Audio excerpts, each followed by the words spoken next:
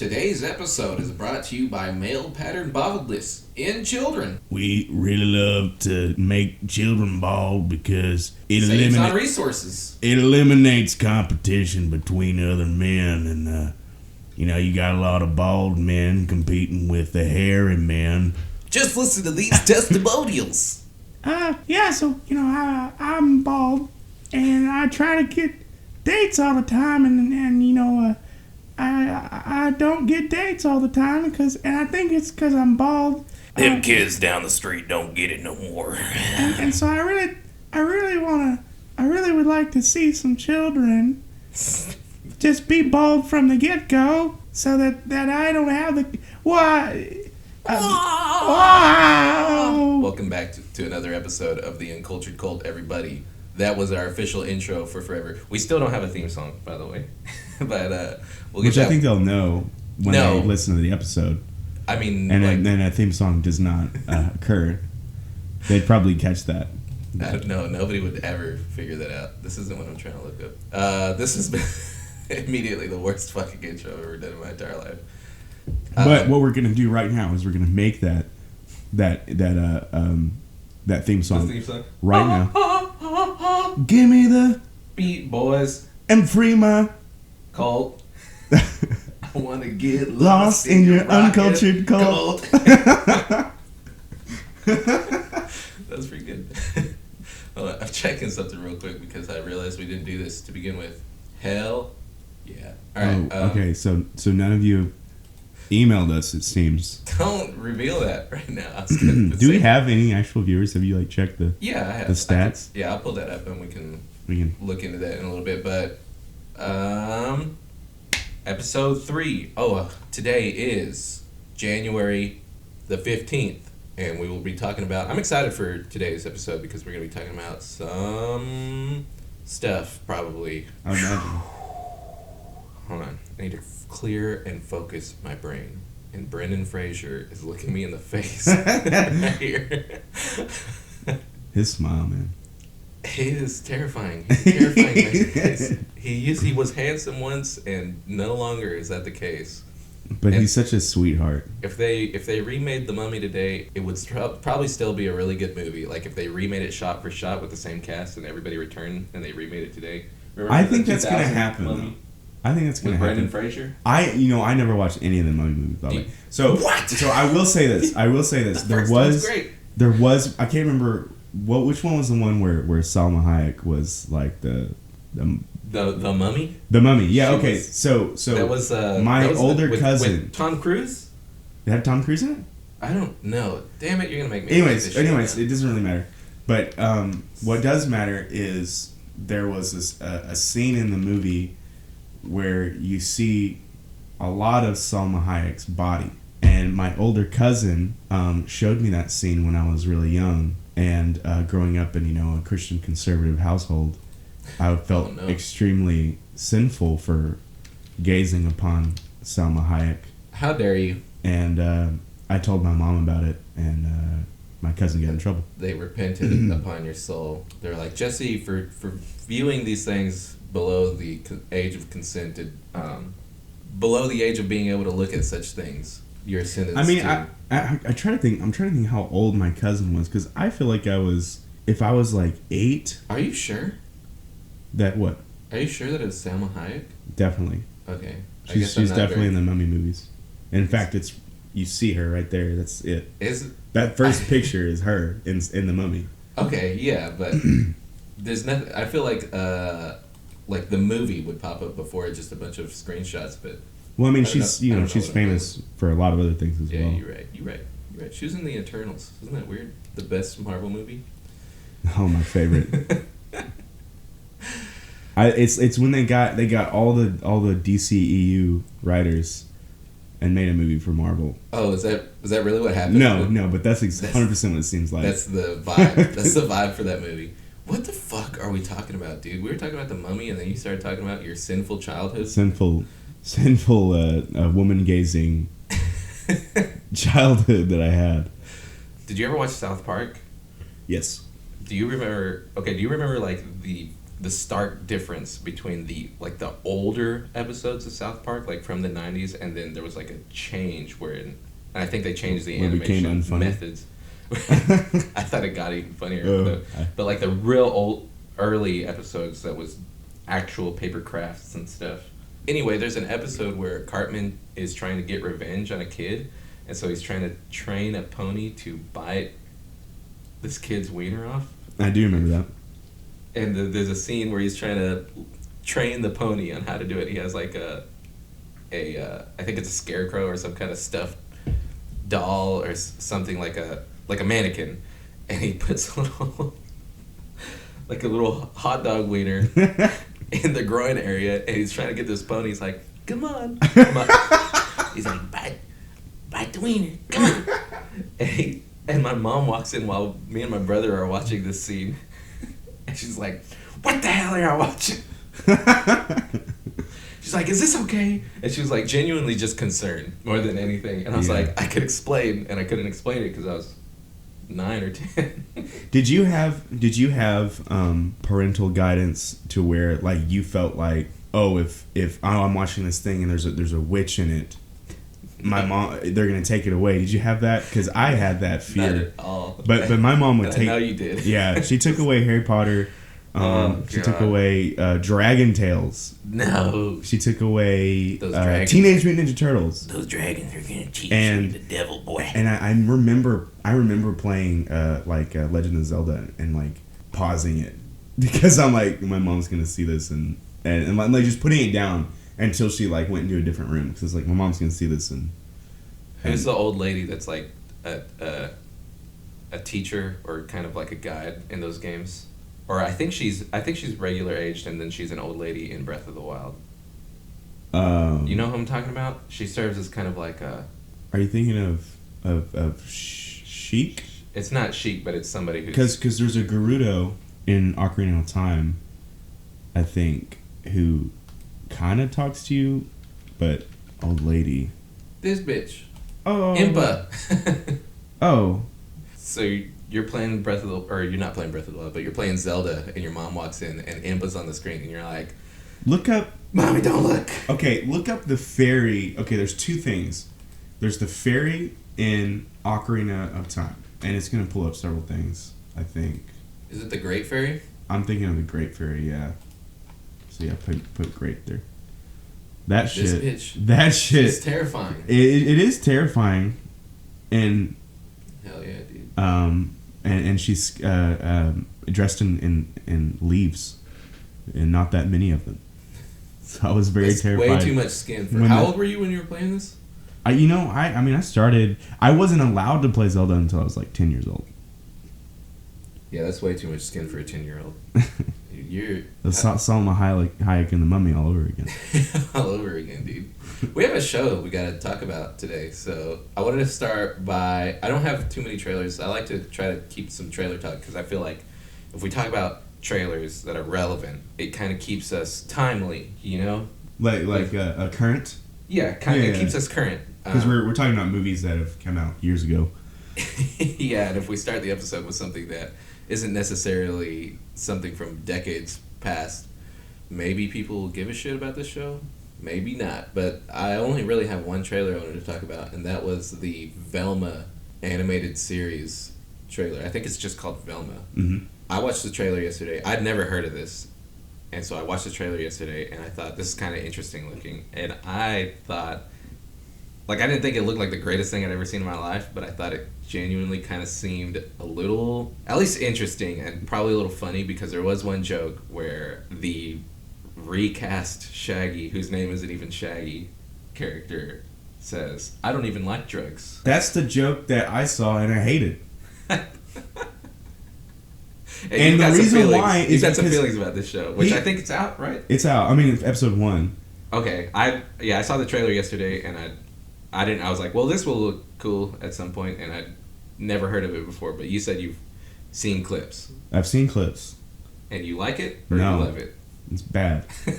It's bad, and I don't know. It's just like I don't know. I feel like sometimes the issue with adult cartoons is that they don't allow them to be cartoons. Like we can be goofy and silly and over the top, but if we're gonna make a show where we're just everything's normal, why is it a cartoon? You know what I mean? Like let's use the advantage of it being a cartoon, and also that specific scene was one I did see, and I think what aggravates me about Shaggy's voice is he legitimately to me sounds like somebody that works at a law firm and makes $500,000 a year and has never touched a drug in his life.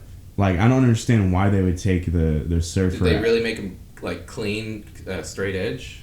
Like that, I mean, like at least, or was that just a show? Well, at least as you know how he sounds. That's how he talks all the time. Okay. And I don't know why you. Well, that's just not fun, is it? Well, you're taking away the character. You're taking away the surfer stoner character. How would you rather him sound? Do it. Like Zoink Scoob. I mean, really? There's a ghost in there, Scoob. I want that. Really? I want that all the time. I just wanted an excuse to be able to do that. And it's weird, you know, because like you're looking at the cast right now, yeah, and I like all of these people. Yeah, because when I saw the trailer at the end of the little trailer thing, it said Mindy Kaling is Velma. I was like, cool, she's good in things. And then I don't know Sam Richardson. I think I've seen Constance Wu, who plays Daphne, in some things, but I couldn't tell you off the top of my head. And then Glenn Howerton as it's Fred. Hilarious. And I was like, that is fucking awesome. Yeah. I thought that was great. Sam Richardson is somebody that I think I first noticed him in the comedy sketch show, I Think You Should Leave. Very funny person. And I guess it was weird for me to see him be so just normal in a role that I just don't think. So if they're gonna make a cartoon, they should at least make it cartoony, and they just fucking don't. Yeah, I don't. Yeah, exactly. It's got, out of 1,700 ratings, it's got a 1.4. I don't know where this is from. But people are hate watching it because it all over the internet right now. That probably makes sense. They're talking about how people are all over the internet talking about how horrible it is. But so they're hate watching it. But because of that, it's become one of the most watched shows on one of the most watched animated shows on HBO. Well, that's how they do it, don't they? They get the hater crowd in. Yeah. Anything for the views. And yeah, I guess I don't know. I don't really know how that, you know, the streaming money works or whatever. I'm sure all these people are already paid. I guess it's ratings on Google. It says 12% like this TV show out of Google users, 56% on Rotten Tomatoes, 1.7 out of 10 on IMDb. Oof. Yeah, I could see it getting review bombed. It's probably because what's his name? Scooby. There's no Scooby. And okay, so no other reasons at all. I would like to, you know, for example, the Wednesday TV show. Did you watch any of that? No, I totally missed it. Okay, it didn't look interesting. Well, I think it's definitely for younger audiences. Like a teen, like preteen kind of show. Oh, okay. And if you think about it that way, I think it's a pretty decent show. Now here's where the Wednesday show did a better job of because like you're singling out a character that's not usually focused on, right? And then you're creating the entire show around them. Okay. And what Wednesday did is they still had Gomez, they still had Morticia, they still had Fester, and they still had Thing. All of which are beloved characters that you would hate to see anything Addams Family related and not like get to see them. And because they had them in there, I think it made the show more interesting and valuable. What about the hand? That was my favorite. That's Thing. Oh, okay. That was. Who's like the mop? Fucking Cousin It. Oh, Cousin It. All right. That one I don't think is in there. I actually haven't finished the show, but well, that sounds like a bad fucking show if it doesn't. Have It and Thing. It was not like I didn't enjoy it a whole lot, but what I did enjoy was the characterization of Thing. I think that was a lot of fun. Which is the hand, right? This is the hand, yeah. Does it have an arc? It kind of does. Like it shows like he's always there, like helping Wednesday, and they have conversations, and he's like always he's like talking. Does he fill the chameleon role from like Tangled? Yeah, yeah. He's like Yeah, he's like a little cute sidekick. He's the pet. cute Disney sidekick that. They should make a show about just the Just hand. I would watch. I could see them the doing. fuck out of I could see them doing like a Christmas special. It's like things Christmas special, and it's just him. What is that thing? If I saw that damn thing in my living room, boy, I'd take it downstairs, if you know what I mean. Cool. So we're gonna watch Velma in its entirety. Okay. Okay, sick. I was hoping you'd be on board for that, and then we can watch Wednesday.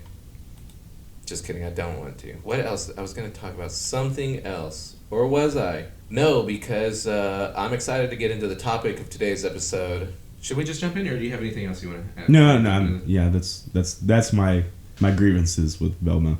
Cool. Time for an ad break. This episode is brought to you in part by Sniffing Moo. Sniff the moo. Airball. Hand me that thing. Just give me that thing. Alright. She's very shy. Oh my god. She never fucking talks when she's in my hands, but as soon as there you Now go. she is, yeah. As soon as you put her down, I'll probably cut out almost all of that. All right, so our topic for today is. Did I already say I'm excited for this? We're talking about the Hitchhiker's Guide to the Galaxy movie from 2005, I believe, which is one of, if not my favorite movie ever. It's up there. It's definitely up there. It's so good.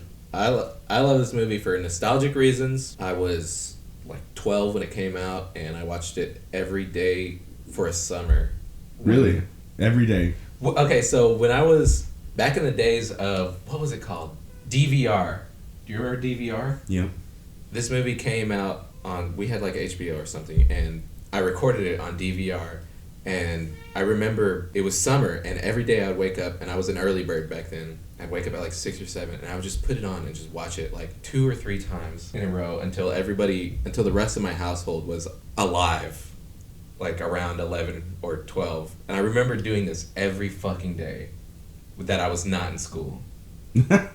It was a good summer.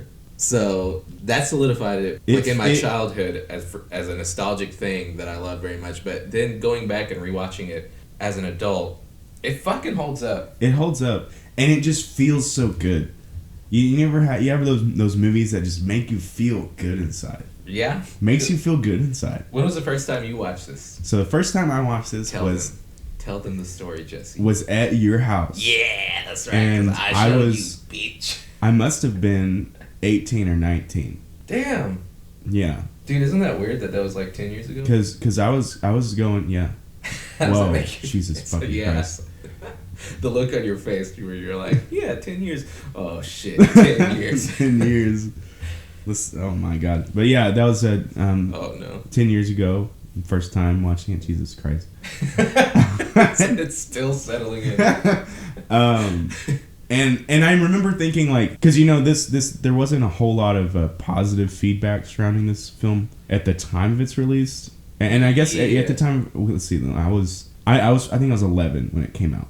I knew that it wasn't like critically received super goodly, you know what I'm saying? Like not great. But it had a cult following, right? Kind of, yeah, I would say so. Kind of like this podcast. But it's also like it's a lot of British humor, right? Yeah, it's very cheeky. I don't think that British humor had a strong hold on America, on the United States quite yet. In 2005? Yeah. But whereas when did Doctor Who become popular here? Like 2010-ish? Around then? Closer? No, I think it was like 2007, 2008. So would you say this movie came just a little bit too early? I think so. Like, I think if it were made, I think if it were made now, it would be a huge hit. Let's dive into... Let's dive into... Oh, man, I had it pulled up, and then I had to restart my fucking How computer. much money they made? Yeah, let's dive into the reception and things. Well, you're in the... Once again, you're in the... Right, I'm doing the same exact thing I did before we started recording, where I just got lost in the fucking Wikipedia article for the film. Hitchhiker's Guide to the Galaxy film. So, it's got a 63 out of 100 on Metacritic, a B- for the average audience score on CinemaScore. I think that kind of lines up with the with like the critical reception I think it's fucking. Well, I was gonna say 10 out of 10, but even I have some criticisms. Like, if I didn't love the property for what it is as a film, it's not a perfect film, but it's fucking funny, and there's a lot to enjoy, and there's a lot to unpack, and there's like little moments and little character actions and things they do. It seems very specific and clever, but it's also quick. So like if you having the ability to watch it over and over again, you're gonna be catching more things, I think. Yeah. If you just went and saw it in a theater one time, then you're probably not gonna catch everything that kind of goes on. Like, for example, like you're thinking, like last night when I was watching it, I was like, do you ever have any kind of mention that these dolphins just fucking left Earth? And then I saw a little newspaper clipping that it randomly showed. That explains that they leave? Yeah. It says dolphins missing or something like that. And I was like, oh, okay, yeah, that's there. Just little things like that. You get a lot of... It's something that I feel like you get something from every time you watch it. It's explained in the books a lot because I was exposed to the Hitchhikers franchise, I guess if you could call it that, because of this movie when it came out in 2005. And then after that, I was obsessed with it. And I remember spending middle school looking for the books because I found out it was based on a book by Douglas Adams. It came out in like the late 70s, early 80s. But that book was based on the radio show. I think the radio show came first. For real? And then the book, and then the movie, yeah. Oh, shit. Well, that's kind of cool. I didn't know that. I knew there was a radio show, but I kind of thought they were concurrent. It was made for $50 million US. I don't know if that's adjusted for inflation or not. Probably at the time. Wait, what do you mean? It cost $50 million? That's how much. That's what I've been looking for this whole time. To make the movie. How much it cost? Yeah, so you definitely lost money probably. Yeah, I was going to say it ended up. It only made half of that back. 21 million adjusted for inflation would be 29 million. So it lost money, which sucks. And at the end of the movie, they kind of, with one throwaway line, they kind of sort of hint at the potential for a sequel. It's kind of left in a spot where, like, if they were never planning on ever doing a sequel, they wouldn't have to. They left that door just cracked open enough to make a sequel. It says right here, according to Martin Freeman, who is the main character, that the film would be unlikely to merit a sequel. He found out from the horse's mouth, the director, that he said the first one just didn't do well enough to warrant the sequel, which really sucks because there's 5 books and they're all like an acid trip. That book series is fucking wild. So, as somebody who read the book, where does the movie take place in that? Does it go across multiple books? Is it just the first one? Pretty. Yeah, it sticks pretty close to just the first book, and even the movie isn't 100% faithful. And I think it's a product of the time, like the mid 2000s. They were trying to go for. It's like you said, they were trying to go for like kind of a feel good, and the first book doesn't necessarily end on a feel good thing. So I guess before we get into that, let's talk characters. Let's let our audience know that we know who the characters are. Oh, I actually was thinking of a question about that. So this is an all-star cast that they have. Yeah. And my question is, were these people an all-stars at the time? I think so. I think Zooey Deschanel for sure. Martin Freeman, I don't know if he was. What about Sam Rockwell? Sam Rockwell, Surely. yes. Surely. Yeah. I remember there was an interview with, I think, the director or something that I watched forever ago, where he said, this is my interesting trivia that I know, without looking it up, that they were going for Jim Carrey as Zaphod Beeblebrox. Very glad. They wanted Jim Carrey, but they couldn't get him because he was too expensive, so their second choice was Sam Rockwell, which way better fucking choice. kills that role. He's so good. I'm from another planet. Let's see my spaceship. All right, come on. They love me. Mos Def. I think he was popular then. I didn't know he was a rapper, but I think he had a career I would say was spanning the mid 2000s. If I had to take a wild guess. I don't know if I've seen him in anything else, but I guess if he's a rapper, that would make sense. Did you know Alan Rickman's in this? You had to. Yeah. You had to know that. His voice is very recognizable. Dude, I forgot John Malkovich is in this too. Hell yeah. Bill Nye's in this. Love Bill Nye. He's so good. Just kind of weasels his way into a lot of stuff, doesn't he? Uh-huh. Yeah. Because like, when's the last time I've seen him star in anything? Other than Pirates of the Caribbean. Yeah, and I think because of Pirates, they probably... Because Pirates was Not okay. When did So that sequel come out? the sequel came out. So the first one came out in 2004, and I think the sequel came out in 2007. All right. Or 2008, somewhere in there. So he wouldn't have been casting this as a result of that. Very possible. He's on his way on his way up to becoming.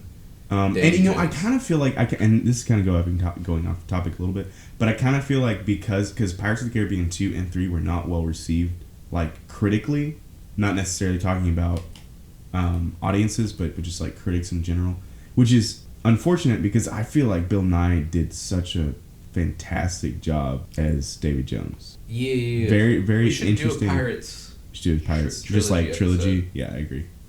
Maybe, or you know what? What if we did Pirates, the ones after the trilogy? I don't want to talk about those. Because we can talk about them, but it's very short. All right, I haven't. I never saw the newest one. It's painful. That sucks. It's weird, they have to pay those guys because Javier Bardem's in it. Yeah, they have to pay him pretty well. They have to pay that guy. I mean, he's like a. Do you think they know? They're rock like, star. let's get these $10 million a movie actors in here, and then only make like probably more than that. It's probably upwards of 20 million, I'd say. But how much do you think that movie made? Probably a lot. $5? No. I think it made a lot because $6. Because it's the kids that make money for those films. I think. Man, fuck kids, dude. Back to Hitchhiker's Guide. Super off track there. The Prostechnic Vogon Jeltz. I don't even know if I said that right. Just Jeltz. In the books, I think they just refer to him as Jeltz. He's kind of like the leader of the Vogons. Voiced by Harry Potter's shitty uncle. Isn't that crazy? I had no idea. Was he the one that reads poetry? Yeah, the poetry guy. Oh, fribble, frog. I do thee. Perhaps you could tell me what you think about my poem. Hell yeah. Do you think this makes for good content? Just randomly inserting quotes from the movie, poorly done, and probably misinterpreted? I think it does. I think you're wrong. I think they love hearing this. I like how the Vogons know that their poetry kills people. Do you think they know that? They do because if you look at when Arthur is strapped up, he's like looking around. He looks over and there's a skeleton. So this is something they do to kill people. I think they just enjoy reading it just to read it. I don't think they know that it kills people. But why would they do it to random Because stowaways? it's part of their culture to just they're not read poetry. And a byproduct of that is that it sometimes fucking kills people. Yeah. Because it's so good. Should we kind of go through the plot to...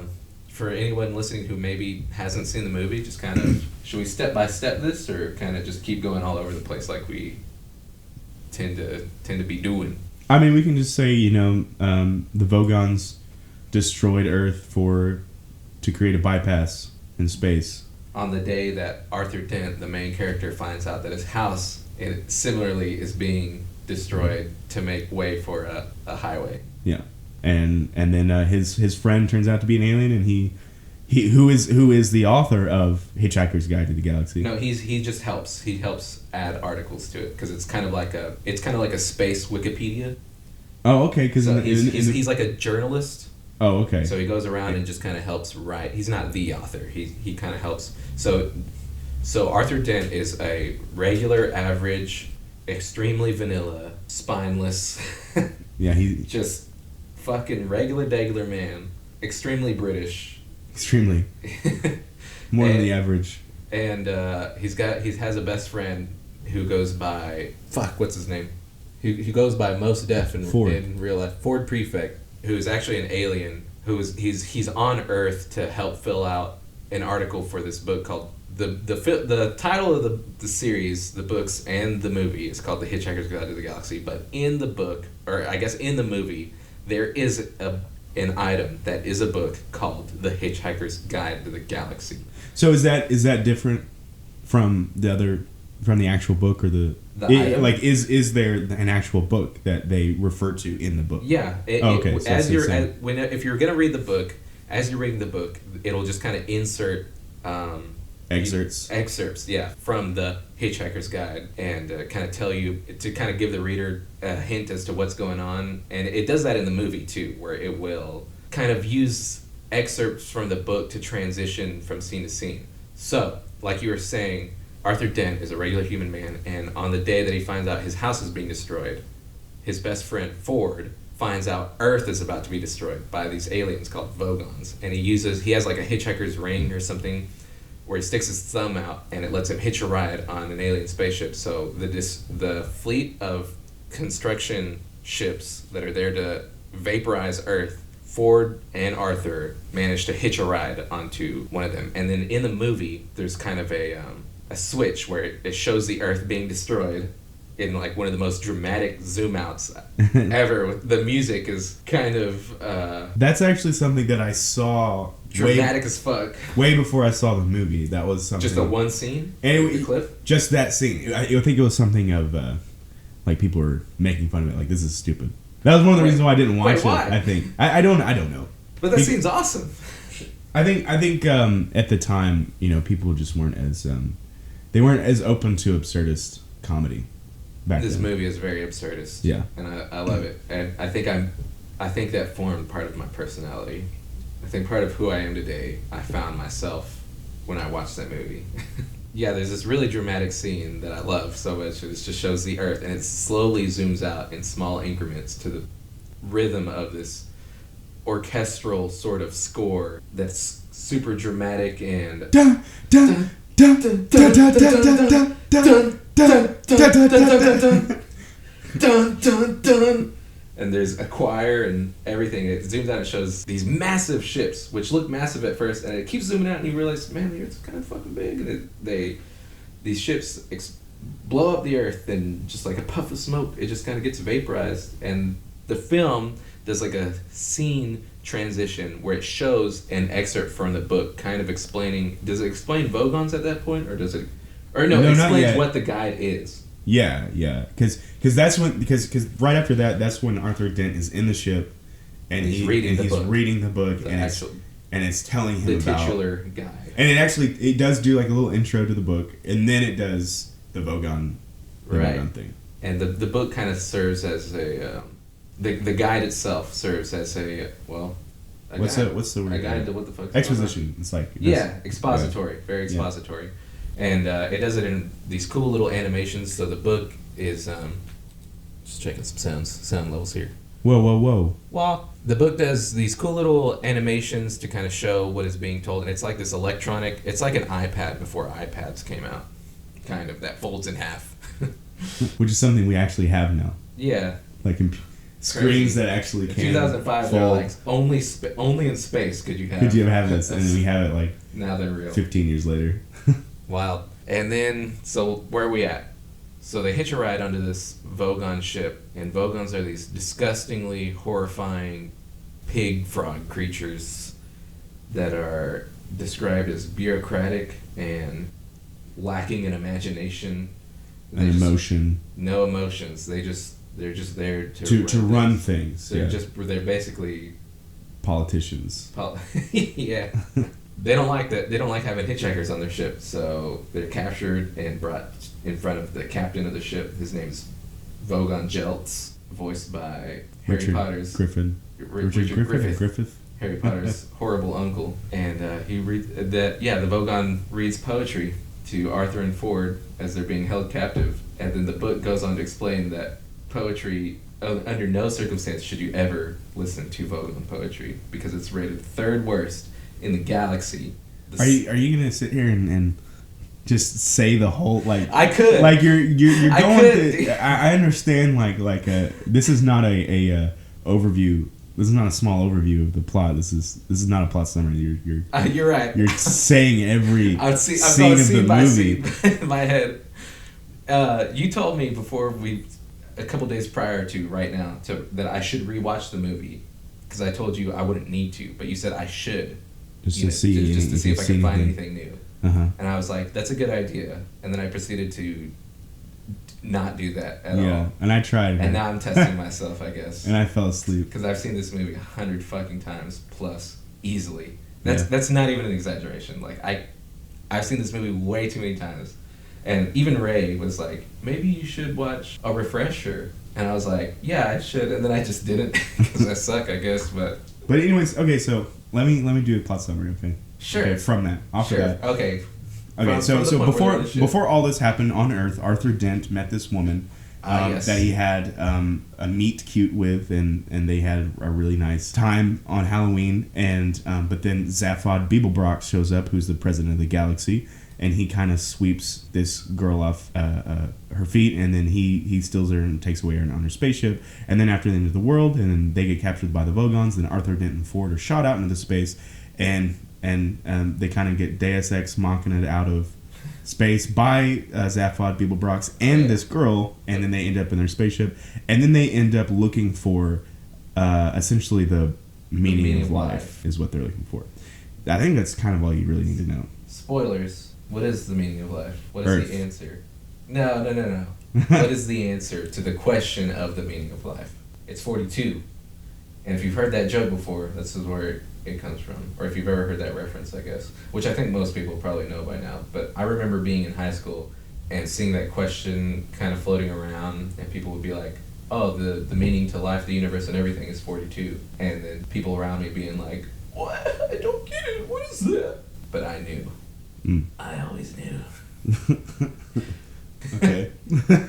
Oh, okay. And speaking of, I was, last night when I was watching it, I was watching the scene where they're they're at Halloween, and Zooey Deschanel's character, Trillian, Trisha or Trillian. She plays a character named Trisha McMillan, which is in the movie set up to be the love interest, but in the books is just another character with no love. I think they kind of make it seem.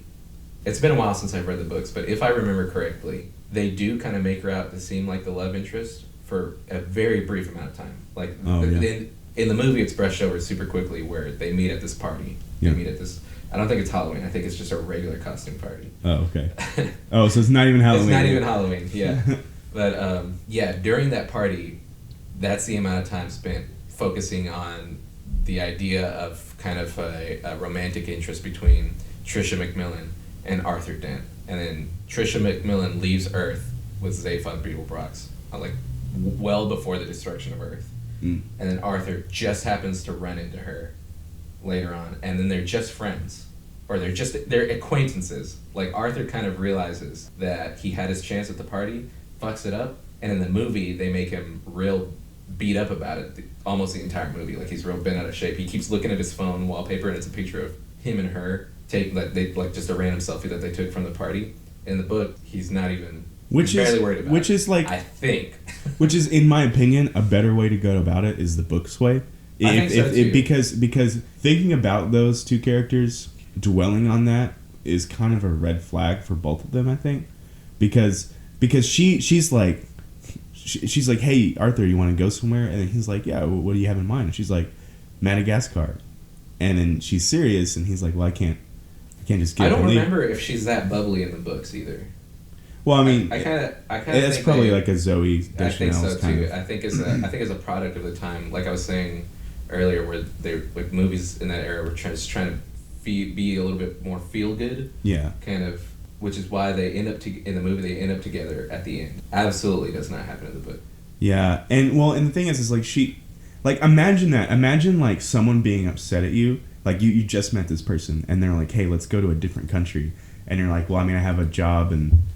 Like, you're essentially asking me to be homeless. You're asking me to go and be homeless with you. That's not a good... it's not a good way to try to establish a relationship with somebody. And then she's mad at him, but then also, he's, like, obsessed with her after one night and has like a picture of her. I don't know. It's just really weird. I mean, I guess they're kind of setting it up like, oh, they were meant to be together, and that's why they have this connection. But really, it's just kind of strange. It's forced in the movie. It's definitely forced. A little forced. And because she spends a lot of, other than being kind of bubbly and flirtatious in the party scene, which is a very brief scene and a brief moment as part of Arthur Dent's life. Other than that, she spends the rest of the movie kind of being her own person. Yeah, and I think it's better because Oh, I was gonna say being her own person until the end of the movie, where she randomly, the day is saved, everything's fine because Earth comes back. They get a second chance. It's Earth 2. It's a replacement Earth gets built, and then everyone's just so happy Arthur and Trisha could just fall in love. And it is sad because they do kind of make her character an extension of the two of Zaphod and Arthur. It's like she's. How do you mean? Well, because like she's. You're right. Like she's not. I think it would be better if she just wasn't with either of them, or maybe with one of them and then leaves the other, but it doesn't end up with anybody because ultimately doesn't end up. Yeah, because it's like her happiness is based on the happiness that a significant other gives her, rather than her just being her own person. Free will. Because she's looking for something, and Zaphod gives her this adventure, but then he's kind of a narcissist and not really an attentive boyfriend, and so she's disappointed by that. But then she goes to Arthur, and now she's fulfilled because now she's with Arthur. Do you know what the Bechdel test is? Huh? Do you know what the Bechdel test is? I've heard of it. I don't think I know what it is. I'm going to look it up just to be 100% certain I know what it is. But it kind of is basically... what is the Bechdel test? It's kind of like if a female character or one or more female characters exist in a movie as their own, is a measure of representation of women in film. The test asks whether a film features at least two women talking to each other about something other than a man. So it's saying like most of the time women are just there to be for the male characters. Kind of, yeah, and I think, which it started out as a joke.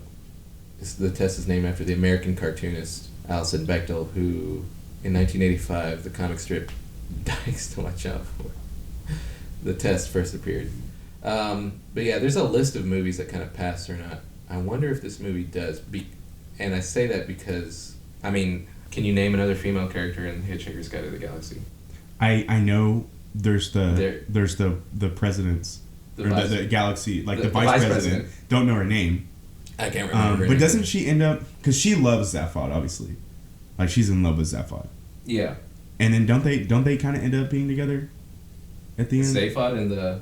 Oh, yeah. I think they just kind of... Well, because he just puts her arm around her and he's like, hey, come on. Yeah, well, like, imagine if, like, it was just awkward. Like, they did make a second one. It was just, like, really awkward because Zaphod is, like, still in love with Trillian, but she's with Arthur, and they're all on the same ship together. That would just not be great. So I think they probably did that in case they made the second one. So right here it says Trillian talks to a female Vogon soldier shortly, but it is an unnamed character, and that is a scene where Trillian gets kidnapped. Right. She's imprisoned by the Vogons because I think most of the movie is a big chase after our main cast by the Vogons. Why are they chasing after them? Because the president of the galaxy kidnapped himself. Yeah, that's right. All right, come on. I'm kidnapping myself. All right. In the name of politics, peace, and all that, I hereby kidnap myself, and I'm taking the ship with me. There's a ship in this movie called the Starship Heart of Gold, which is a ship that can kind of spontaneously travel to any point in the galaxy, which is even crazier than hyperspeed travel, or they make it a big deal. What is that called? Improbable. The improbability drive. Yeah. Mm-hmm. And the idea of the improbability drive is that in the book or in the movie, it's a button on the ship, and you press that button, and instead of warping you through hyperspace at light speed, instead of traveling at light speed, it passes you through every conceivable point in the galaxy as anything all at once and without coordinates. You will never know where you're going to end up or how you're going to end up as. But they always end up exactly where they they need to go. They always do end up where they need to go. There's even one time where they're trying to escape a situation where they're being chased by two missiles. Yes. And they hit the button because in panic they're like, we're about to get hit by missiles, we got to get out of here. And they slap the button and they end up in the exact same spot. They travel through the improbability drives, crazy antics, and they end up exactly where they started, in the exact same spot when they hit the button as themselves, I think. Well, I think that was when or they they were... turned into flowers or something. Were they flowers, or was that when they were like clay? This, or no, yarn? it happens more in the book. In the movie, they only do it twice. Yeah, because they turn into yarn Well, you balls. see them as couches. Yeah. At the sofas, and then they're yarn figures, and then they're flowers. Ford. Yes, Arthur. I think of a sofa. I know how you feel. They're being chased by these missiles, and they hit the button, and I think because they hit the button at the exact moment when the missiles were kind of touching the ship, like converging on the ship itself, the missiles also get transformed into... And one was a other whale. things. One gets turned into a whale. What was the other one? Was it just nine? A pot of flowers. A pot of petunias. Okay, yeah. Which, spoilers for the book, that pot of petunias is a massive plot point for like the rest of the series. Oh, wow. And it's funny because in the movie, it's kind of a joke where the characters kind of point out, they're like, oh, where are we? What happened after they hit the button? And Ford looks out the window, he's like, we're exactly right where we were a second ago. And then somebody else asks, what about the missiles? And Ford's like, well, it appears that one has turned into a blue whale and the other one is a pot of petunias. And then the movie shifts, the narrator steps in and he's like, we don't really know why this happened, but we'll tell you about the thoughts of the blue whale. And the blue whale is kind of having all these thoughts because it just got called into existence out of nowhere. And he's like, whoa, what's happening? Because he's falling out of the sky down to this planet. It's a good scene. But then the blue whale ends up plummeting to whatever planet they're floating over and explodes. And in the movie, they leave it at that, but in the book, they actually travel to the crater the blue whale made. And that's how because they're over Magathea, right? Which is the planet they're trying to get to for a good chunk of the story. And the blue whale's carcass leaves a crater, and that's the point where they enter the planet. It's through the hole that it makes in the ground. Oh, interesting. They avoid that in the movie because they're cowards. Yeah. But I was going to say, this pot of petunias, the narrator says, oh no, not again. That's all the petunias think, and there's a reason for that. Not again. Yeah, okay. There's a big reason for that. Do you want me to get into it? Sure, go. Okay. There's a character who exists outside, who kind of gets introduced, like in the third or fourth book. He gets introduced way later on, and I can't remember his name, but it's something wild, and kind of like how there's a character named Slarty Bartfast, played by Bill Nye. Mm-hmm. It's another guy with a similar kind of crazy-sounding name, just nonsense, jumbly letters. And he's like this interdimensional being who is reincarnated every time he dies with the memories of his past life. Or every time he's reincarnated, he doesn't remember his memories up until the point that he dies. And every single time he dies, all the memories of his past lives come back to him again. And he's constantly being reincarnated as different things. And every single one of them, every time he dies, it's because he's being killed by Arthur Dent. Inadvertently. Oh. One way or another. And one of his lives is he turns into a pot of petunias. And that's when he's like, not again. But there's a time where he's like a fly, and Arthur just smacks him. And there's a time where through all the shenanigans, there's like 5 books, and through all the shenanigans and adventures that Arthur goes through, he inadvertently accidentally kills people. So does he create like a nemesis without knowing? And this guy, he eventually gets to a point where he's like, I have to find Arthur Dent, and I have to fucking kill him. I wish I could remember his name, because it is funny. It's a funny name, I think, unless I am remembering incorrectly. So, here's a question. In the books, is Earth remade like it is in the... Yeah, that part's... Oh, that does happen. Okay. So Earth gets destroyed in the movie. To stick to talking about the movie, Earth is destroyed, and everyone's sad about it. And by everyone, I mean just Arthur and kind of Trisha/Trillian. She changes her name. She changed it to Trillian, I think. But I think he continues to call her Trish. Yeah, Arthur is the only one who refers to her as Trisha, and she calls herself Trillian because she's moved on. And I think it's because her character is like, I don't care about my past life on Earth. Like, she cares to an extent, but she's like, I'm in space, and I'm here to enjoy it. And Arthur is just like, where can I get some tea? So she's kind of, in a sense, has moved on, and she is sad about learning about the destruction of Earth, but Arthur is the one who's mainly beat up about it. And they're the only two. But she actually doesn't find out until a little later in the movie, and she's mad at Zaphod for He's the one keeping it. He's trying to kind of keep it. As president of the galaxy, he thought someone was asking for his autograph. Yeah, and so he just signed the papers that allowed for the destruction of Earth. Which is interesting because that was 50 years ago. Yeah. 50, so he's been president for a long ass time. Oh, do you? Because the Vogons say it's been on the whatever bulletin board or whatever for 50 years, for 50 Earth years. Maybe it's I don't think that's really explained. Maybe it's kind of like somebody else has kind of put up the. I mean, he could be that old. Like the vote to kind of say, hey, we want to build this hyperspace bypass. Earth is in the way. We need permission, and then it just kind of is put on hold until Zaphod becomes president, and then he's like, sure, signs it immediately, kind of thing. Yeah. Because I don't think he's president for that long. Okay. Yeah, definitely not. Because he has a campaign.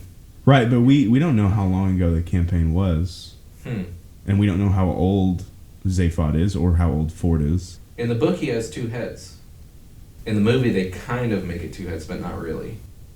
Zaphod Beeblebrox. But is it in the book? Is in it the like book, it's 2? It's heads, actually 2. It's 2 skulls and not sitting on top of a shoulder with 2 necks sitting on top of a shoulder. And in the movie, they don't do that. They don't make it a 2-headed. It's like underneath his neck. He's got a second face hiding under his beard, and it's so weird. And he does have 3 arms. I kind of like that choice. He's got the 3 arms. It makes sense for the movie, I think. It was probably for 2 reasons. 1, it's easier to watch. Yeah. 2, they don't have to CGI a second head. Sam Rockwell face next to his own. How wild do you think it would be to... Okay, if they ever rebooted this movie, do you think they'd do that? Do you think they'd make it more... I think... Because in the book, it's a thing that he fights with himself. It's like a joke that he the heads will turn and look at each other. We barely get that at all. Yeah. I mean, there's Sam Rockwell's regular face, regular human man face, and state of being as Zaphod Beeblebrox is just him being like this goofy, kind of thoughtless... He's kind of full of himself, but he's clearly just like a blubbering idiot. And then the second face will kind of force its way up out of his scarf. He wears a scarf to kind of hide the second face, and it'll force itself up, and that one's a little bit more sinister. Yeah, and he's super ugly and bad haircut. Because his hair is... It's just a beard. It's chin hair. Yeah. But on the top of his head. If they do ever make another one, I honestly just hope that they keep the cast. That's not... You don't think that's not going to happen. You really? There's no way. That's just not how Hollywood operates. I feel like they would all be down except for, I don't know about Zooey Deschanel because she kind of has a band and stuff that she also does, and New Girl. So she's kind of busy, so I don't know. I don't think they would because Martin Freeman's old. Oh, okay. That's it. That's the only reason. He's just old. He's the only guy that looks different. Yeah, everyone's aged up now and stuff. I think they would Hollywood is just going to find a younger cast. Yeah. If they did make it again, I feel like they probably would make different choices just to make different choices. So they may to differentiate. Just to make it stark contrast. They probably would. Amazing Spider-Man style. Yeah. So Arthur Dent would be played by a woman. Well, I was going to say not Tobey Maguire, not Tom Holland, the middle one, Andrew Garfield. I could see him doing it. And then Trisha/Trillian would be played by Emma Stone. Yeah. Maybe. She could do it as well. Who would you cast in a I think that Andrew reboot? Garfield is actually a good... You don't think he's too old? No, not at all. I mean, even if he is too old, he looks young. But do you think do you think he could be you don't think he's too boyish and handsome? You think maybe needs to be maybe more normal-ish looking? I don't know why, but the first person that comes to my mind is even though I know he's not. No, why Vince Vaughn? I don't know because I feel like I don't even think I kind of doubt his ability to even do a British accent. He's got average features. Yeah, I know he's. I think British we need to cast British people, honestly. For sure, yeah. But would you not say this is an average featured face and average features? It's hard to say that Vince Vaughn, as iconic as he is, has an average face because he has a Vince Vaughn face. He's got that 5 head for sure, but he's Vince Vaughn. I guess when I think of like the character creation screen when you start up a new game on an RPG and just the default face because all the features are in the middle. Uh-huh. You haven't tweaked any of, like, you haven't tweaked the eyes it's or the Vince Vaughn. cheekbones or the. He's Vince Vaughn's face is right there when everything's set to 0. yeah, you're right. Yeah, because like I'm always like okay. Except for the forehead, for whatever reason, the default is put on like 100. Let's get into some trivia. We did not talk about Alan Rickman as Marvin. Anything you want to say? Rest in peace. Rest in peace. Love him. He's one of the few celebrity deaths that like it's so kind of sad. fucked me up. It's so sad, when I don't know, like you expect to see so much more from them. Like I expected to see so much more from Alan Rickman.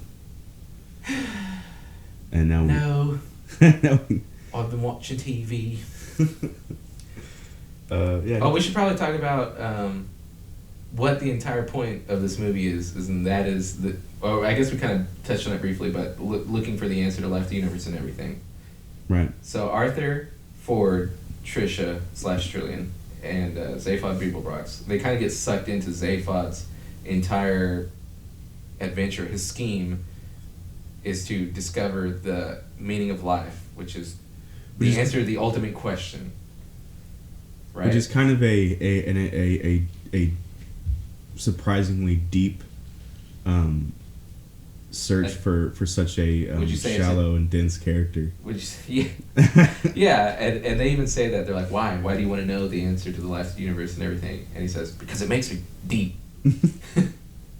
When he's not a deep character at all. And the answer is 42. They find out because a supercomputer is built by a hyper-intelligent race of pan-dimensional beings who also want to know the answer. And millions, I think like they even say billions of years ago, these hyper-intelligent pan-dimensional beings designed this computer to come up with the answer to the question, and it takes it several million years to calculate the answer. And everyone is let down when they find out that it's 42, and there's a huge crowd. It's like an event, Yeah, and everyone's let down. And then the computer ends up making its own computer. Which is Earth. Because they get to the computer and they're like, what is the answer to life? The universe? Everything? And she's like, I told you it's 42. I thought about it quite a lot. That's my British accent. You do a better accent than me. Why are you making me do all the accents, bro? I need you to fill in with quotes. Well, I don't have the quotes. If we do Pirates of the Caribbean, I can do the quotes. All right. I'll let you be the quotes guy when we get to the Pirates episode.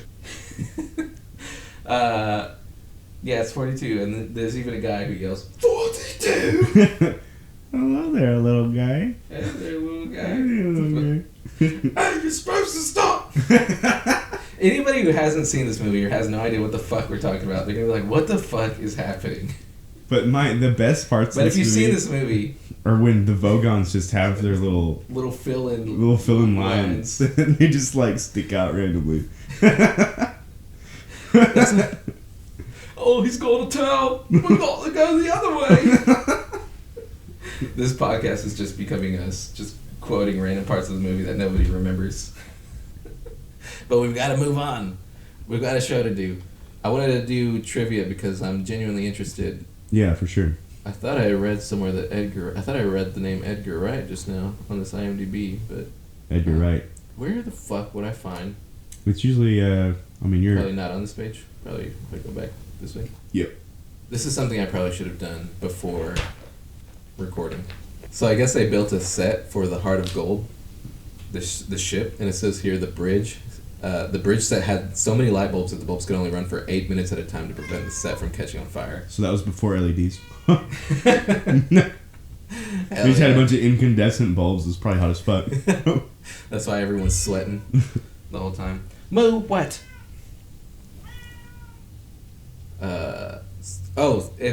So in the book, it's kind of, there's this big deal, which they kind of throw it into the end credits. There's a scene that has nothing to do with the plot, really, of the movie. But there's a little end credit scene where Arthur Dent says a word, and that word happens to for whatever reason, there's like a freak wormhole that opens up. Arthur says this word, and that wormhole takes the word across space and time and kind of just shoots it over this table of two warring species of aliens. They're at war. They're at a like a negotiation table, and the two leaders of these two species are kind of arguing over whatever the fuck their political things, whatever the fuck their war is about. And this word just kind of sneaks its way in, and in their language, in their native tongue, it is the most offensive and horrible word that could be said. And they realize that neither of them spoke it, and so they have to go and find the source of that horrible word. Of whoever said this thing. So it stops a war. So it stops the war. They combine forces. They combine efforts. You know what I'm talking about? You remember that scene? No. Did you not see the credits? They make a whole animation out of it and everything in the same style as the guy throughout the rest of the movie.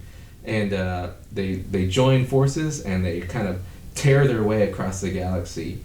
So is that supposed to be like the second movie? No, it's just it's a little. I can't remember. It serves no real plot. It serves no function in the story. It's just this fun little thing where it's a funny kind of thing where these two alien species join forces and tear their way across the galaxy to find the source of this word, and it's Arthur Dent who just said the word Belgium in the books. I think it's different in the movie. In the movie they said something along the lines of, "I would like my towel" or something. I don't know. But anyway, they get to Earth and they bring their entire armada, this huge space fleet, and they get to Earth only to find out that there's a horrible miscalculation in size and scale, and the entire fleet accidentally gets swallowed by like a dog. This dog swallows the entire fleet, and it serves no function, but in the end credits, it just says, "This kind of thing is happening all the time." Which I thought was always fun and interesting. And according to the trivia here, it says that Belgium is the word, and it can be heard in the movie 3 or so times. Read that nightgown. The nightgown bathrobe Arthur Dent wore was the most expensive and difficult of all the costumes. What? Including Zaphod Beeblebrox's heads and Humakavula's eyes.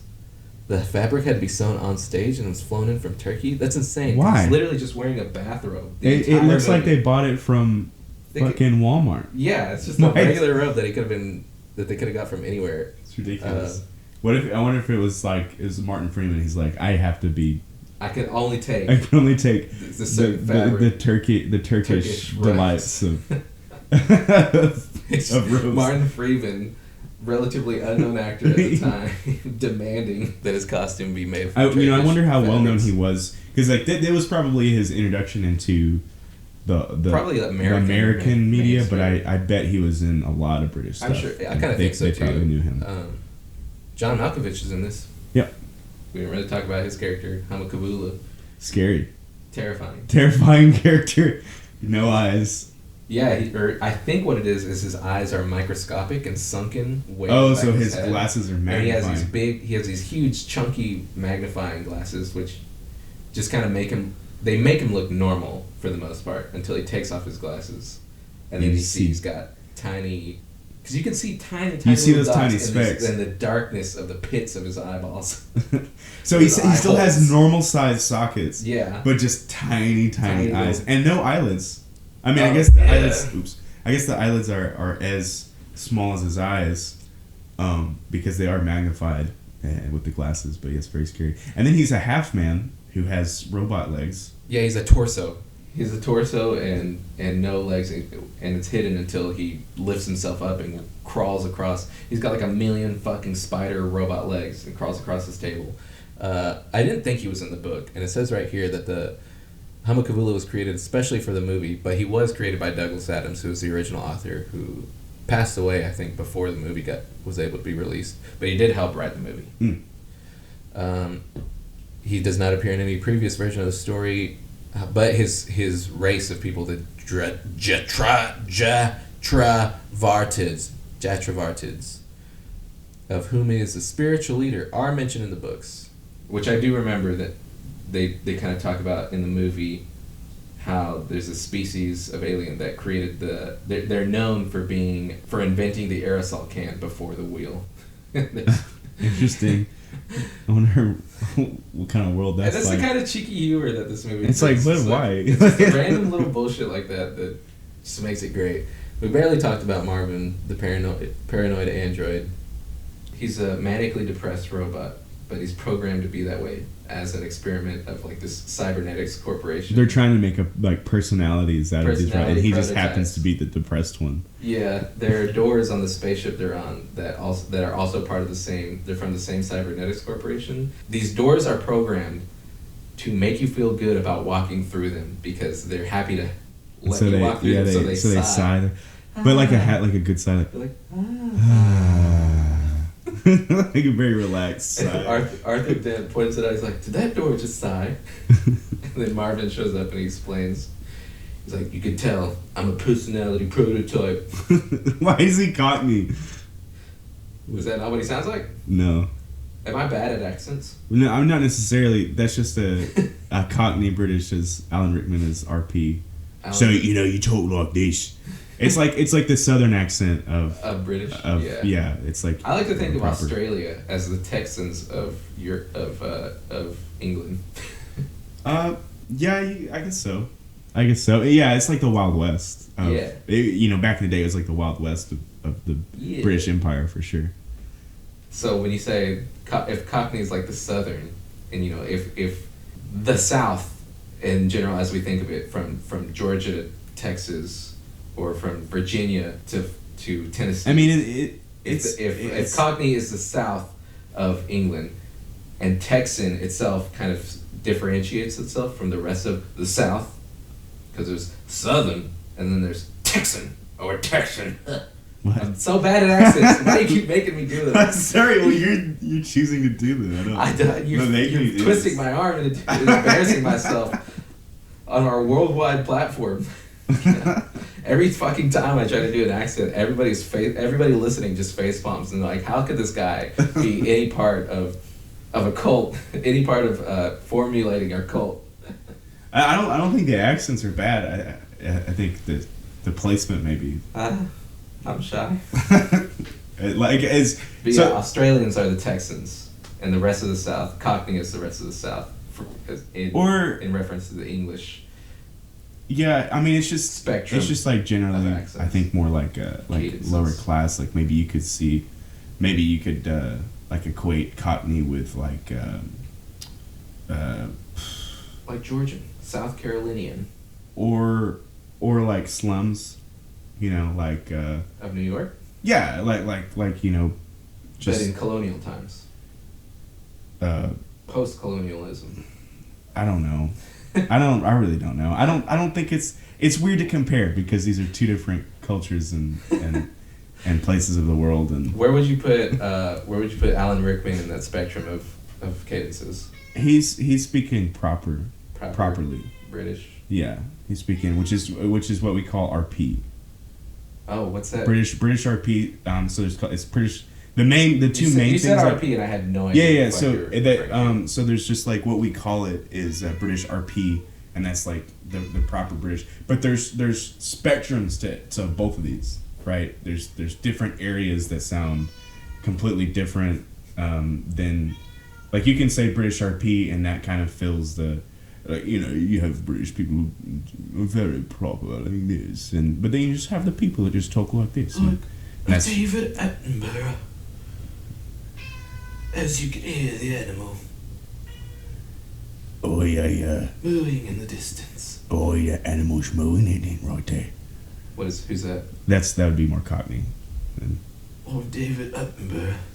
But also, a lot of what Americans. As the animal prepares itself for death, it lies in a corner. A lot of the accents that Americans use for British accents are more. They're old. They're like it's from an older time. Like colonial times. Yeah. It's in an older. I was right. Well, you say colonial. Yeah, sure. But yeah, it's from an older period of time that it's like nobody talks like that anymore. So. Zooey Deschanel and Sam Rockwell aren't British or Mos Def. Yeah. Huh. It just dawned on me that the core cast are American, mm-hmm. except for Martin Freeman, and then there's Bill Nye and Alan Rickman. And then the And spaceship Shells. is also American. He is. I forget. Yeah. The spaceship has a personality too. Hi, I'm Eddie. Isn't that the guy from Reno 911? I think it's I don't know. I think it's Let me the look at the sheriff, cast. or like the sheriff from Reno 911, actually. It kind of does have that vibe to him. That kind of. The boot goofing. I'm sorry about Moo. She keeps fucking. She wants to shut the fuck up, and I don't know what she wants. It's like she wants me to kill She her. probably I wants think. out. I think she wants me to kill her. Yeah. She Just talked the back Moo. to you. She said, "That's not what I want." Moo, why you do this? Nah. Eddie. Hitchhiker's Guide to the Galaxy. Yeah, that's him. Oh, you were right. Yeah, Nailed I it. thought so. That's fucking funny. I had no idea. Thomas Lennon. Cool. Yeah, Good job. We kind of we've kind of been all over the place. picked apart this movie in the least efficient way Yeah, possible. we really did. We totally skipped over so much shit, but It's just a fun movie. There is a lot to talk about. yeah, I feel like we would need another hour, which we don't have. 'Cause, I mean, we didn't even talk about the gun, which is kind of a yeah, it's major plot big- point. It's another big plot point. Yeah. We could talk about it. Okay. The point of view gun. Yeah. It's a gun that when you fire it at someone, instantly makes that target see things from And the shooter's point of view. as well as feel their point of view, I think. Yeah. Like it completely makes you have, I guess it would be sympathy. It's paid for and commissioned by housewives who are tired of their husbands just not seeing things the way they saw them. That's actually, so one of my favorite scenes is when Zoe Deschanel's character Trillian is shooting it at Zaphod. They go and on he's like, oh, baby doll. Yeah, they go on this big old quest to go and retrieve this gun for Humakabula, who is Zaphod Beeblebrox's Nemesis. kind of nemesis because of the presidential campaign that they ran opposite of each other, in which Zaphod Beeblebrox slandered Humakabula. And so Humakabula, being probably an actual intellectual of sorts, Even though he follows a religion that revolves around sneezing. yeah, He believes the Big Bang was a sneeze. sneezed out by the creator. Yeah, even despite that, he's kind of an intellectual and gets the crew to go on this quest for him to retrieve the point of view gun, and they get to it, which is actually created by Deep Thought, the computer that was programmed to discover the. Should we get her out? Can you hear her? Do you think? Hey! Do you think you could go open the door for me? Yeah. Okay.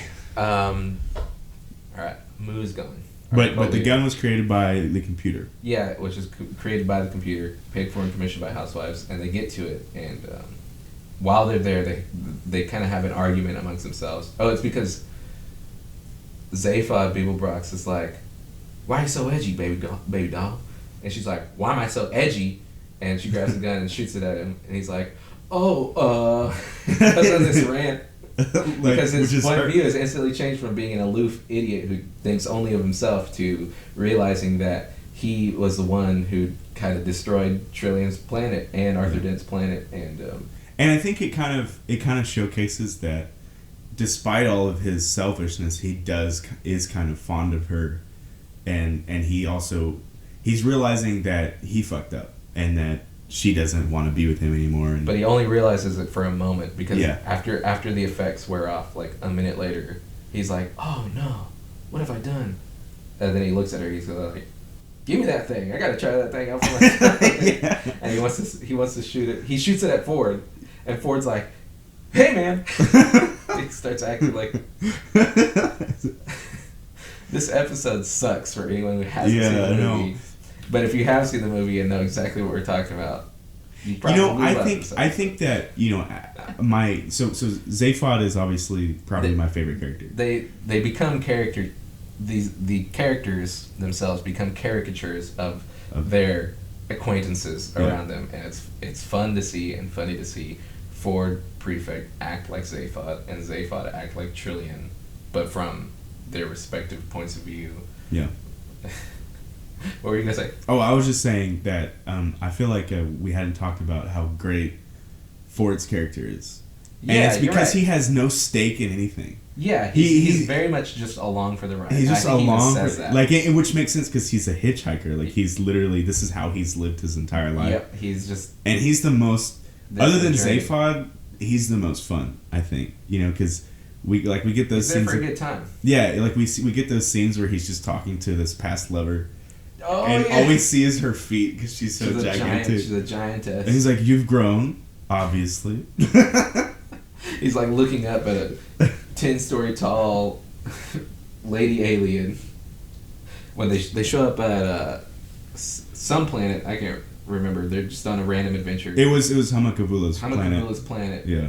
And it's funny because they kind of split ways because Arthur and Trillian are looking for a way to.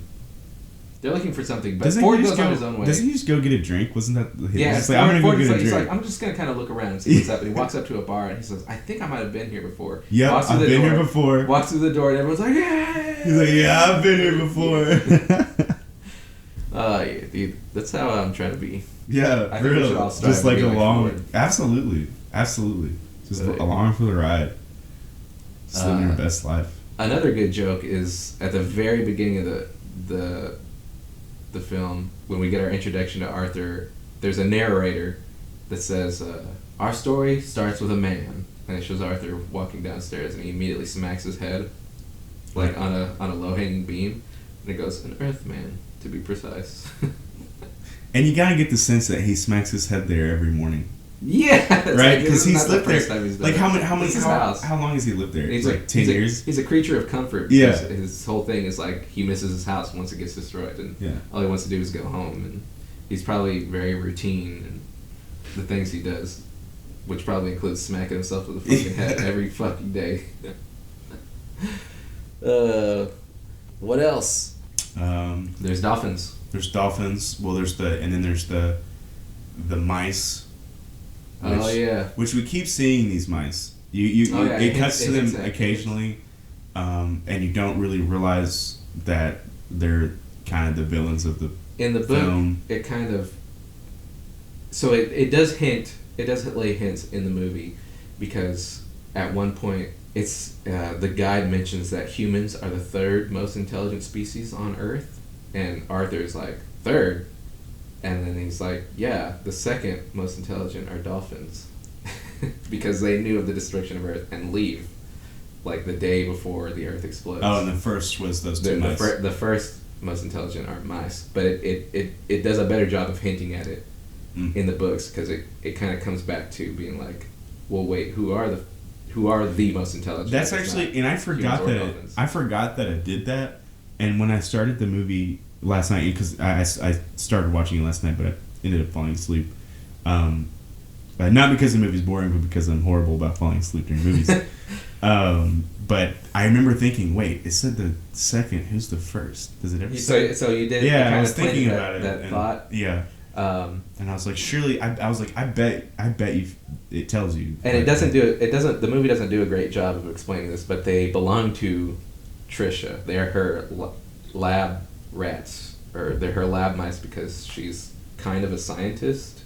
Oh, okay. Which they don't really do a great job. They do not explain that at all. They just kind of, there's like, here's some mice, and they're just kind of there, and you see them throughout the film just kind of scurrying about in the background, or it'll cut to the mice leaving under the motherboard of the ship, leaving the compartment that houses the motherboard, and then mysteriously the motherboard is no longer 100% functioning. Who did it? Who's responsible?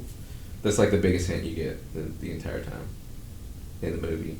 Do you think that the mice were responsible for everywhere they went? I think potentially. Like if the improbable, because it's the improbability button, and I think the mice would want Arthur Dent to be alive, given their.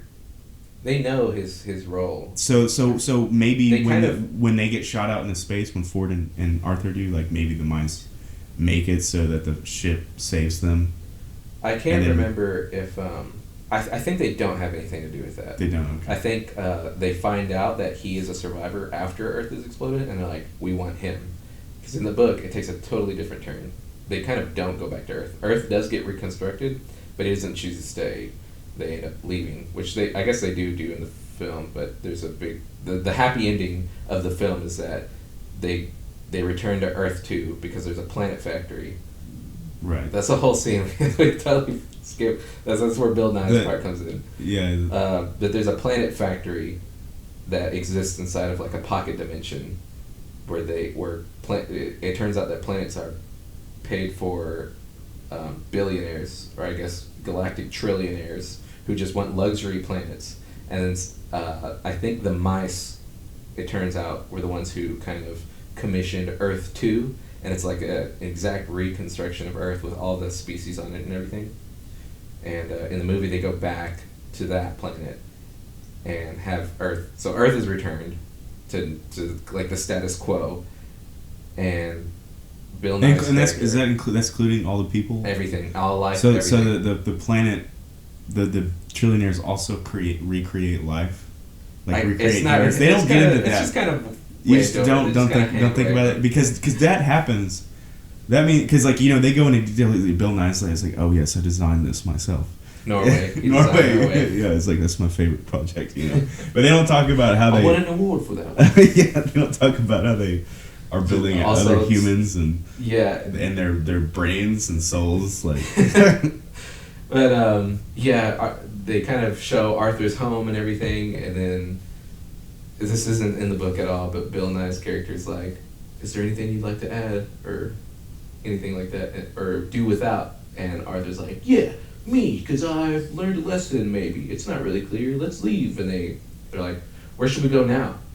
And somebody says, oh, I know a great restaurant at the end of the universe, which is the title of the sequel. Title of the sequel, and so that's what they. Which is about the entire book takes place at a restaurant at the end of the universe, which is what they should. God, I wish they had made a sequel, but probably won't get that for a while. But what was I gonna say? Where was I going with that thought? But the book ends not with the mice trying to extract Arthur's brain, because in the movie they want his brain to kind of finish solving the equation for life, the universe, and everything. Right. Because it turns out Earth is the computer designed to solve that question for them, which they don't end up getting anyway. And they wouldn't probably. But in the book, it's like a game show. They're like, we want game show ideas. It's weird, and it's totally different and weird and nonsensical, but good movie. Yeah, good film. I would give it an 8 out of 10, probably. 8 out of 10. Yeah. I want a different rating system, but it's a 10 out of 10 for me. 10 out of 10. Critically, if I had to be more critical of it, I'd probably give it a little closer to like a 8. Yeah. Maybe even like a 7.5, just from like a writing perspective, because character, plot, motivations, things, they're a little predictable. It's nothing crazy. It's not mind-bending. Visually, really fucking cool. There's a scene where he kind of goes out onto the factory floor of the planet-making factory, and it just has this cool, like, zoomed-out view of the expanse of, like, all these planets that are just mid-construction. And the music is really grand and gives you a sense of, wow, there's, like, a lot more going on than we thought. It's almost like, if I had to guess, it's kind of like an allegory for, like, if this planet-making factory, let me think of how to word this. It's almost like the factory is like an allegory for God, and that's his workshop. Right. And you're getting to see literally how planets and life and so that would make like Bill Nye like an angel. Kind of, I think so. Yeah, which is kind of his role, more or less, anyway. Yeah, because he's a good guy. Like he comes off as like menacing at first because he's wearing a terrifying robe and sneaks up on Arthur in the middle of nowhere. There's no signs of life. They're on a dead planet, and Arthur Dent gets left behind, and Slarty Bartfast, that's his name. And he's scared to say it at first because his name is Slarty Bartfast. What would you do if that was your name? Is he hesitant? He's like, oh, well. Yeah, Arthur's like, who are you? He's like, my name is not important. And he's like, no, who are you? He's like, it's My name is Slarty Bart Fast. He doesn't want to say it. Would you also feel that way? Yeah, probably. I think I would probably make up a nickname and just be like, you can Slart? You can just that's all so bad. Yeah, I would say you could call me Bart or Fast. Those would probably be one of the two. Slarty Bart Fast. Bart's a better name. I can see Barely. Bart. But not by much. That's not. I don't think that's a good name. Yeah, my name's Bart. I'm gonna keep asking what else until I'm fucking satisfied because I know we're gonna I do feel like we've covered it. I feel like we talked about everything. We kind of got a good blanket.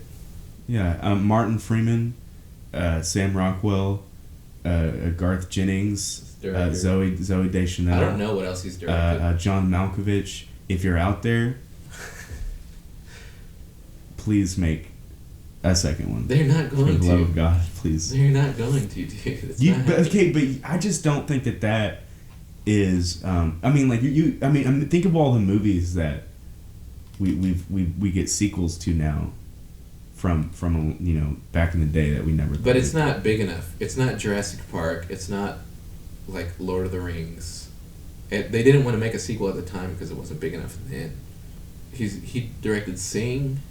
Sing's a big movie. He could use his Sing money. But does he want to? Probably not. Sing 2. I've never heard of the rest of these. Most of these look like... I think Sing 2 is actually bigger than Sing. Most of these director credits look like music videos. Yeah, that's true. Interesting. Beck, R.E.M. There's a lot of Radiohead stuff here. Fatboy Slim. Yeah, I think he was a music video director, and then he just got Sing and Hitchhiker's Guide to the Galaxy for some reason. So I don't even see another movie. Son of Rambo. Where do you see that? Go up. It's spelled differently though. Son of. What is that? A Rambo. spoof? It's probably a spoof. Rambo. Oh, maybe. Looks bad. Huh. During a long English summer in the early 1980s, two schoolboys from differing backgrounds set out to make a film inspired by First Blood. Huh. The picture's got a small child in Rambo garb. I recognize the child's name. Bill Milner. Click on him for me. He's grown now. He's a grown boy. He's a grown man. X-Men First Class. Interesting. Oh, weird. Young Eric. Is that Magneto? Yeah. I think so. So you probably just see him getting taken away by the... Oh, maybe. He's in Dunkirk. Lone Private. Maybe I don't recognize him. Yeah, so Garth Jennings has done nothing else of significance other than Hitchhiker's. I mean, we can get a different director. I wouldn't... I don't know. Who would you want to direct a reboot? Off the cuff. You got 3 seconds. No. 3. I can't. 2. Dallas 1. Bryce Howard. I don't know. I think she would do. She would do a good job. I don't know what her... is she comedic? Oh, duh. Taika Waititi, bro. Taika Waititi would be fucking great. A great director for this kind of thing. But at the same time, I don't know, man. Dude, Thor... Did Love and Thunder leave a bad taste in your mouth? It left me a bad taste in my mouth, and it kind of made me feel like... But that's what... It made me feel like... Okay, so maybe that kind of... Would fit that but at the same time, it kind of felt like what happened is nobody told him, like, hey, let's dial it back. I kind of think so. Like, hey, dial it back. And I feel like he needs someone to tell him to dial it back. But if you look at... But Hitchhiker's Guide to the Galaxy is the exact kind of humor and vibe that Thor Love and Thunder... Like, imagine Thor Love and Thunder, you take out, like... Everything about that movie, take out Thor and put in the it would 100% fit. Be a Hitchhiker's movie. I could see that. Mm-hmm. Cool. We solved it. Taika Waititi, direct the reboot, you coward. You have the money. Just fucking do it. Fucking do it, dude. You know you're not going to direct any more Marvel movies, so I think your schedule's pretty free. It's safe to say you're not busy.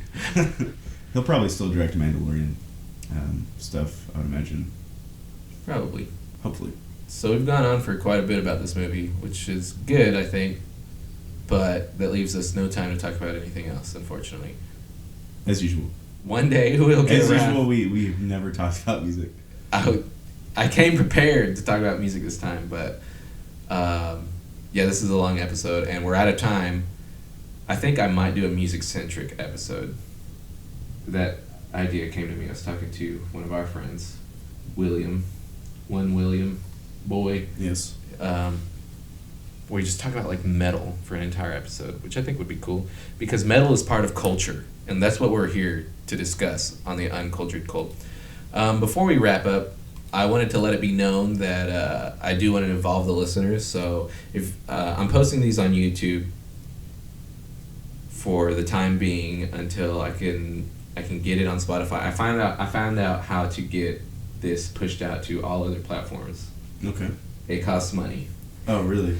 So I don't want to do that until... Is it like a monthly thing? Or yeah, it's a monthly fee. Oh, okay. And I don't want to do that until I have several episodes done and know that I still love doing this. Right. Which I think if we get to like 10 episodes and I'm like, yeah, I'm still... You know, at the very least, even if we have no listeners, I just like the opportunity to get you to watch something that like... Because, like, how often you're, like, sitting like, dude... Like, okay, Dom Hemingway. Yeah. I'm not ever going to get anybody to watch that movie. Except for you. So that's why I enjoy this, is because I can get you to watch shit that only I've ever seen. I'm your and then I get to talk about it. Your punching bag or I'm your fucking lab rat of just sending like, shit movies my way and forcing me to watch them. I'm glad we got to talk about Hitchhiker's Guide because I think it does help to talk about something that I know and love, and it's funny that we set out to do a movie. Like our original goal was to do a movie that at least one of us hasn't seen, and we've both seen this one. So by episode 3, we've already fucked that up. Mm-hmm. But I think I also said that will happen from time to time because there are some movies that obviously we've both seen that I'm just gonna we want to talk about. Yeah. So I'm glad we got to do this one. I love Hitchhiker's Guide. We didn't cover. I know we did probably the worst job ever of describing it and talking about it, but whatever. This isn't about you. This is about me. But to make it about you, the listener, get involved. Comment on our YouTube videos. I'm posting these to YouTube until I get it on Spotify. Jesse, are you gonna make a Twitter for people to tweet us? I could. Cool. If you handle that, I'll handle YouTube and the email. All right. Feel free to email. We have no emails. I checked before the show. No one's emailed us. Yeah. But I'm sure if we had a Twitter going, we would get some tweets twatted at us, and then it'll probably just be the Uncultured Cult, right? Yeah. Hit us up on Gmail, theunculturedcult@gmail.com. Same username on YouTube, The Uncultured Cult. I do have we did get a comment on our first episode that I was going to read for you. So on episode 2, we had one Geo comment. Whoa, thanks, man. And then we had another comment on. I was going to read. I'm so unprepared. I should have had just fucking pulled. So we had 2 comments? Yeah, we had a second one on the first episode. One Dakota says, I rate this podcast 2 wolves. Thanks, Dakota. Thank you, Dakota. You the man. So yeah, feel free to hit up the Gmail. We'll read fan letters, emails, whatever the fuck, if you have some praise. If you have some hate, send it our way. We'll fucking read it. I don't care. And questions, comments, concerns, criticisms, suggestions. We're open to suggestions. We have a huge list of movies we're going to get through. I've already said this before in the previous episode, but just to let our viewership know, we're going to get through this list, but we are open to suggestions as well to kind of pad out our episode content. We'll do movies, and like I said, I'll do music. Do you have any sentiments or closing thoughts or anything you'd like to share with our fellow cultists, Jesse? Give me the beat, boys. Free my cult. I wanna get lost in your uncultured cult and podcast away. All right, goodbye. Give me the beat, boys. And free my cult. I wanna get lost in your uncultured cult and podcast away. Yeah. Thanks for listening, everybody. I didn't introduce myself at the beginning of the show. My name's Dash. I was your host. Thank you for joining me, Jesse, once again. I love you for being here. I love you, the listener, for also being here. Thanks, Moo, for ruining like the middle, for 20 minutes of fucking mooing nonstop. Is that all we got? That's all we got, man. No other plugs, no other mentions? No. This is the end. This is the end of the podcast. Now, if you would please exit the podcast. Exit the podcast to the platform. left. To the left. And then to the right. Your belongings will be found in the compactor, where we have compacted them for ingredients. Bye forever. I don't know how to end the show.